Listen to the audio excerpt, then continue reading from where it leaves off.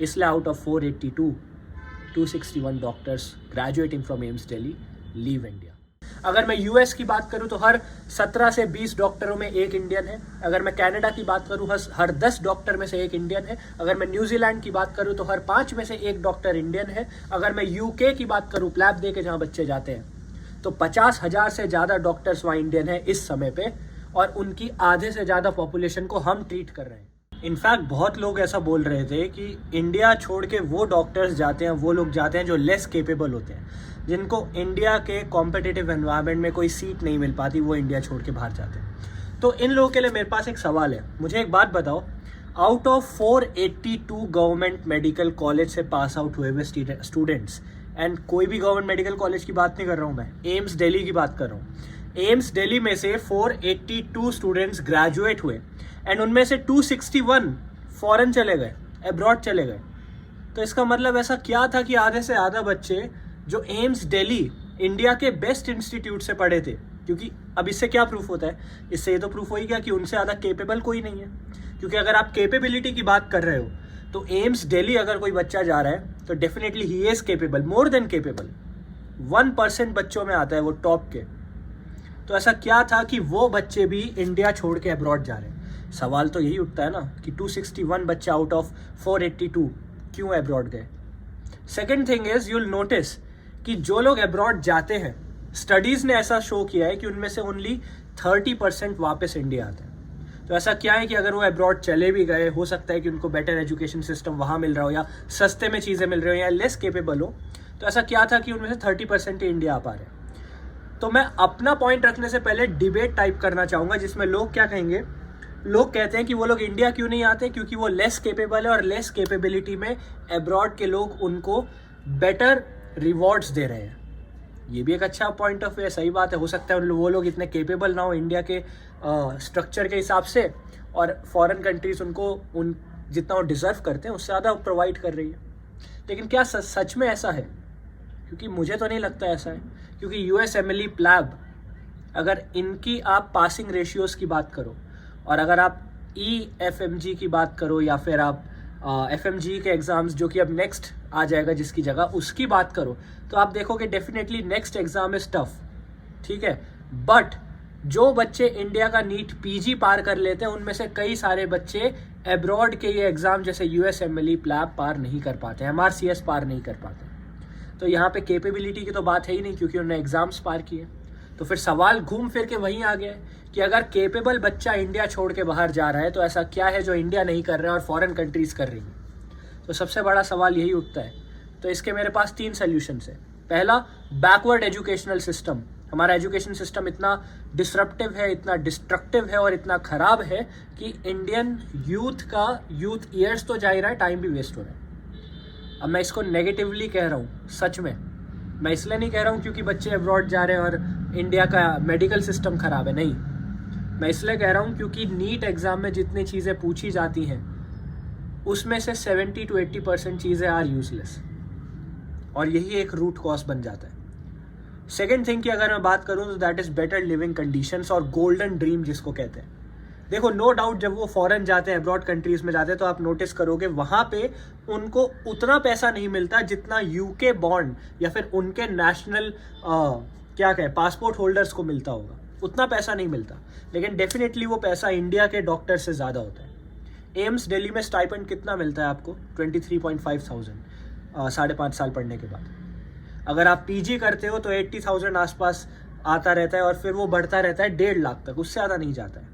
और यही कोई इसी लेवल पे अगर UK चले जाता है, FY1 स्किप कर देता है क्योंकि इंटर्नशिप हो गई, FY2 ST लेवल पे पहुंच जाता है, तो he will earn somewhere around anywhere from 2.5 lakh to 5 lakhs per month.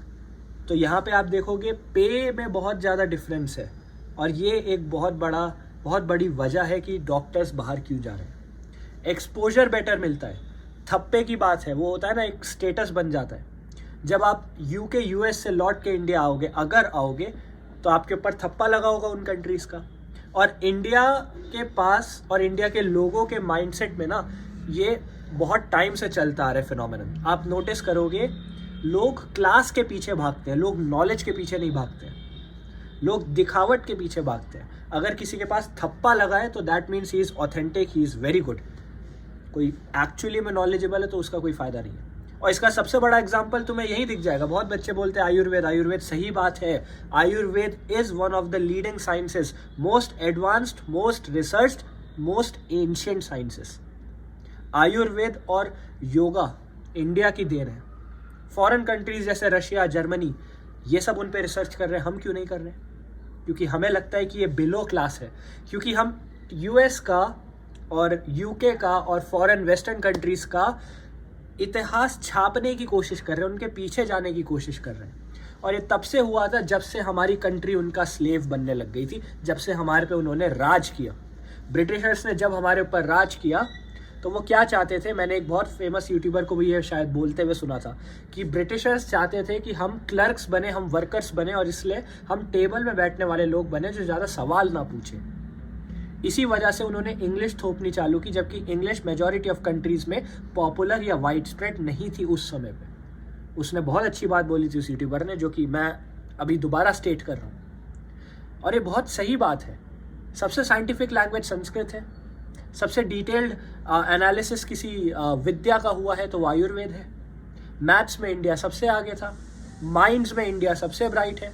अगर मैं यूएस की बात करूं तो हर 17 से 20 डॉक्टरों में एक इंडियन है। अगर मैं कनाडा की बात करूं हर 10 डॉक्टर में से एक इंडियन है। अगर मैं न्यूजीलैंड की बात करूं तो हर 5 में से एक डॉक्टर इंडियन है। अगर मैं यूके की बात करूं, प्लैब दे के जहाँ बच्चे जाते हैं, तो 50,000 से ज़्यादा डॉक्टर्स वहाँ इंडियन है इस समय पे, और उनकी आधे से ज़्यादा पॉपुलेशन को हम ट्रीट कर रहे हैं। तो ऐसा क्या है कि इंडियन डॉक्टर्स इंडिया में क्यों नहीं रुकना चाहते? देशभक्ति इनफ नहीं होती है। मैंने बहुत बार ये बोला है, दोबारा बोलूँगा, ऑर्गेनाइजेशनल शिफ्ट से कुछ नहीं होता है। पेपर एंड डिफरेंट स्ट्रक्चर्स, पूरे सब स्ट्रेटा में चेंज लाना पड़ेगा। इसका मतलब अगर आप ऑर्गेनाइजेशन शिफ्ट कर दोगे, इंडियन मेडिकल काउंसिल से national medical commission, national medical council बना दिया, एनएमसी बना दिया, इससे कुछ नहीं हुआ है, तो ऑर्गेनाइजेशन चेंज हुई है। आप पेपर में चेंजेस लाओ, रिफॉर्म्स लाओ on all structures at all levels, तब जाके डॉक्टर्स बाहर नहीं जाएंगे। बेटर पे ग्रेड दो, क्योंकि अगर मैं स्ट्रेटेजिकली बात करूं और स्टेटिस्टिक्स को देख के बात करूं, तो हर डॉक्टर या हर पेरेंट अपने बच्चे को डॉक्टर देशभक्ति के लिए नहीं बनाता है। ये this is the bitter truth, और सबको पता होना चाहिए।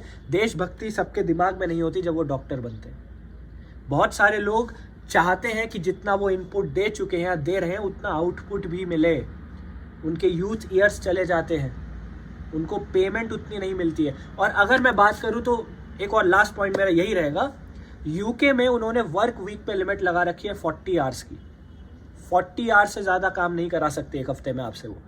और इंडिया की अगर बात करें तो ऑन एन एवरेज एक इंटर्न 96 आवर्स काम करता है एक हफ्ते में। 96, मतलब 100 की लिमिट हो गई तो आदमी तो ख़त्म ही हो जाएगा। 96 आवर्स और 40 आवर्स, फिर पेमेंट ग्रेड देखो कितना डिफरेंस है। ये कुछ वजह हैं जिससे इंडिया के डॉक्टर्स बाहर जा रहे हैं। और जैसे कि मैंने थप्पे की बात की थी, क्योंकि एम्स दिल्ली के पास आउट होने वाले डॉक्टर्स के पास वो थप्पा लग जाते हैं एम्स दिल्ली का। एम्स दिल्ली रिसर्च आउटपुट में नंबर 1 है दुनिया में, तुम्हें पता होना चाहिए। इस वजह से उस थप्पे की कीमत बढ़ जाती है। तो जब वो फॉरेन जाते हैं तो उनको प्रायोरिटी मिलने लगती है। इसलिए out of 482, 261 doctors graduating from AIIMS Delhi leave India. It is not about capability. मैं ये नहीं कहूँगा कि 100% ये बात ट्रू है कि it is not about capability. Definitely it is about capability. बहुत सारे लोग जो MBBS अब्रॉड करते हैं, उनके नीट में 200, 300, 400 नंबर आए, तो हाँ वो उतने अच्छे नहीं है जितने अच्छे बाकी बच्चे होंगे जिनके 550, 600 नंबर आए। लेकिन बहुत सारे बच्चे ये ऐसे भी हैं जो MBBS अब्रॉड में जाते हैं, उनके 550 नंबर आते हैं और उनको इंडिया में नहीं मिल रहा होता। क्यों नहीं मिल रहा होता आपको पता है? तो it is not always about capability, but somewhere along the way our healthcare facilities और हमारा एजुकेशनल सिस्टम जो है उसको रिफॉर्म होना पड़ेगा। मैं ये नहीं कह रहा हूँ अंधाधुन सीट्स बढ़ा दो इंडिया में, क्योंकि डेफिनेटली सप्लाई डिमांड की बात है, फिर डॉक्टर्स की कीमत गिर जाएगी जैसे इंजीनियर्स की गिर रही है। लेकिन मैं ये ज़रूर कहूँगा कि आज की डेट में एक बच्चे के लिए 0.026 सीट्स होती है नीट में, जब 17 लाख बच्चे नीट के पेपर में बैठते हैं और 45,000 गवर्नमेंट मेडिकल सीट्स होती हैं। और आपको पता है जब से एनएमसी बनी, ये मैंने एक और वीडियो में शायद डिस्कस किया था, जब से एनएमसी बनी तब से मतलब एनएमसी का बिल ही पास हुआ था 2015-17 में एनएमसी का बिल पास हुआ था कि हाँ एनएमसी बनने वाली है। उस साल से ऐसी स्पाइक हुई, लोग इंडिया छोड़ के जाने लगे डॉक्टर्स। 40% इंक्रीज हो गया था डॉक्टर्स का हु लेफ्ट इंडिया। WHO की रिपोर्ट है, फोर्ब्स मैगजीन की रिपोर्ट है, US की काउंसिल्स की रिपोर्ट है इसके ऊपर। तो कुछ तो बात थी ना कि ऑर्गेनाइजेशनल चेंज में लाने से कुछ नहीं हुआ। तो मुझे लगता है उन्हें पेपर में एंड एजुकेशनल चेंज लाने चाहिए, एग्जामिनेशन चेंज लाने चाहिए बजाय कि ऑर्गेनाइजेशनल चेंज के। That was just my view. अगर आपको लगता है कि कुछ और चीज़ें हैं जो एड्रेस करनी चाहिए, आप कमेंट पे लिख सकते हो। I hope this video was just a general discussion. अगर आपको अपने कुछ पॉइंट्स रखने आप कमेंट्स में कर सकते हो, लिख सकते हो। Thank you.